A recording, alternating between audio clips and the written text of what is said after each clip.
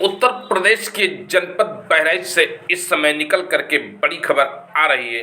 आपको बता दें कि ओम प्रकाश राजभर ने स्वामी प्रसाद मौर्य को बताया संविधान विरोधी। उत्तर प्रदेश के जनपद बहराइच के मिहीपुरवा इलाके में एक जनसभा को संबोधित करने पहुंचे सुहेल देव भारतीय समाज पार्टी के नेता ओम प्रकाश राजभर ने सपा नेता स्वामी प्रसाद मौर्य पर जमकर करारा वार किया।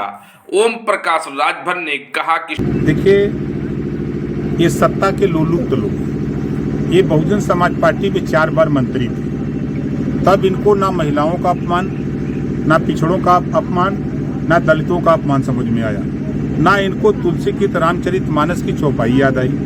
जब सत्ता जाते देखा रामम शरणम गच्छामि, राम नाम जपना पराया माल अपना, वहाँ गए उसी तुलसीकृत रामचरित मानस पर, उसी चौपाई पर अगरबत्ती माला फूल चढ़ाने लगे। वो संविधान विरोधी है। अगर वो संविधान को मानते तो संविधान की शपथ लिया।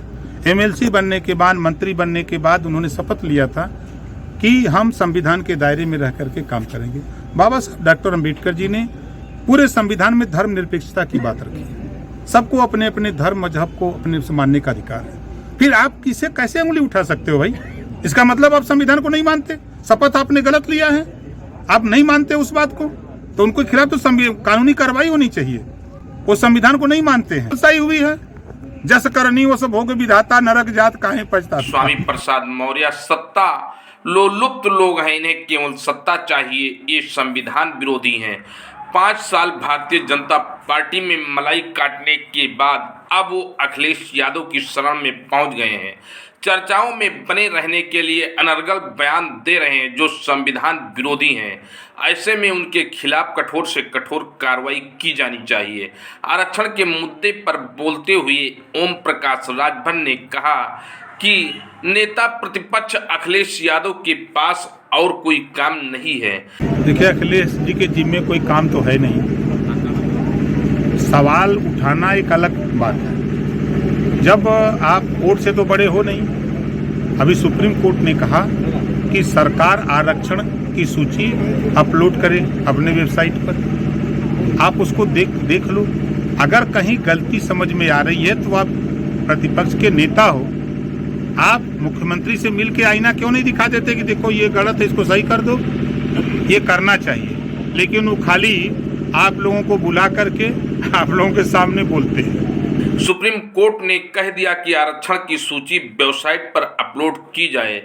ऐसे में अखिलेश यादव को सूची को देखकर मुख्यमंत्री जी को आईना दिखाना चाहिए, लेकिन अखिलेश इन सब कामों से कोई मतलब नहीं रखते हैं।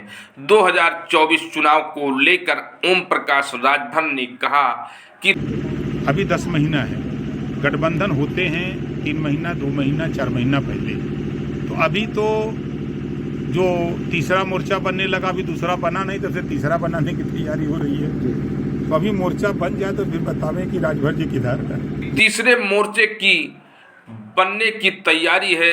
जब तीसरे मोर्चे का गठन हो जाएगा, इसके बाद ये कहना साफ होगा कि ओम प्रकाश राजभर कहाँ हैं। भाषण तो बहुत हुआ, हम जिस महापुरुष के प्रांगण में बैठे हैं,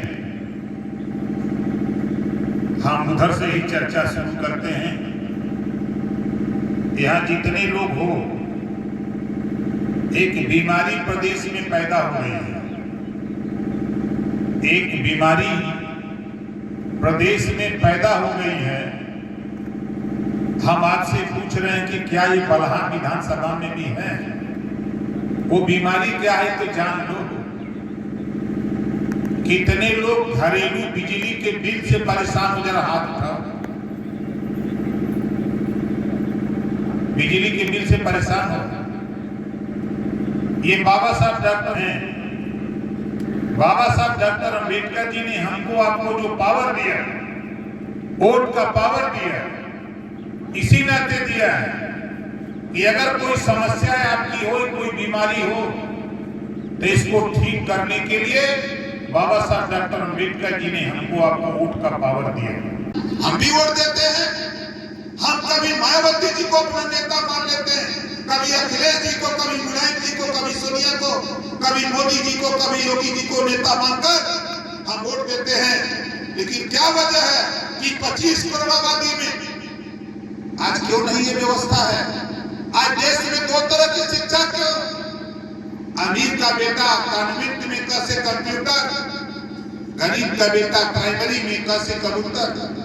इसी व्यवस्था के खिलाफ ओम प्रकाश राजभर बाबा साहब डॉक्टर अम्बेडकर के दिए गए पावर को इकट्ठा करके सत्ता पे कब्जा करके साथ ही वो कानून बनाना चाहता है कि जो पाठ्यक्रम प्राइवेट स्कूल में है वही पाठ्यक्रम सरकारी स्कूल में लागू करने के लिए भारतीय समाज पार्टी बनाकर 20 साल से आपके बीच में आपको समझाना तो नहीं है ना।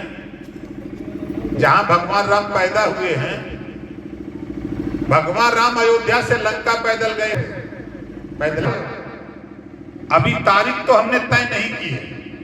गेहूं की कटाई मड़ाई, चाहे झांसी, बांदा, चित्रकूट, हमीरपुर, जाला, मुरई हो, चाहे एटा, इटावा, कन्नौज, कासगंज, फिरोजाबाद, फर्रुखाबाद हो, चाहे सहारनपुर, बागपत, शामली हो, पूरे 75 जिले से हम लोग पैदल चले गए। बोला पैदल के चलिए, चाहे उठाओ जो पैदल चल सका, लेकिन राशन अपन लेके चले गए। अपन अपन पार्टी बना ला, चाहे ठोकवा बना ला, चाहे लिट्टी बना ला, लेके चले गए। मत सोचिए, जब यहाँ से शुरू करवाना, बहराइच वाले निकलियन, बलिया वाले निकलियन, कुशीनगर निकलियन, देवरिया निकलियन, गाजीपुर निकलियन, चंदौली निकलियन, मिर्जापुर निकलियन, जहां बॉर्डर से कूच कैला तहां एलआईओ को लोग खबर सरकार के धियन की दारू वाले चल गए। तो सरकार पूछी कि पिए वाले आवत हुए कि बंद करा हुआ है? तो आपके बतावे कोई कि पिए वाले ना हुए, बंद करा वाले हैं। और जहां नारा लगौला, झांसी में नारा लगी, आगरा में नारा लगी, सहारनपुर लगी, गाजियाबाद, नोएडा लगी, अब बहराइच लगी, तब बोला शराब बंद हुई कि न बंद हुई? बंद करे की हुई नहीं, नेता लोग को कुर्सी हिल गई, कुर्सी चली जाएगी। ये खिलवाड़ मत समझना, ये ओम प्रकाश राजभर है कि बाबा साहब डॉक्टर अम्बेडकर जी का जो ये पार्क बना, ये पहली मीटिंग सुहेलदेव भारतीय समाज पार्टी की है।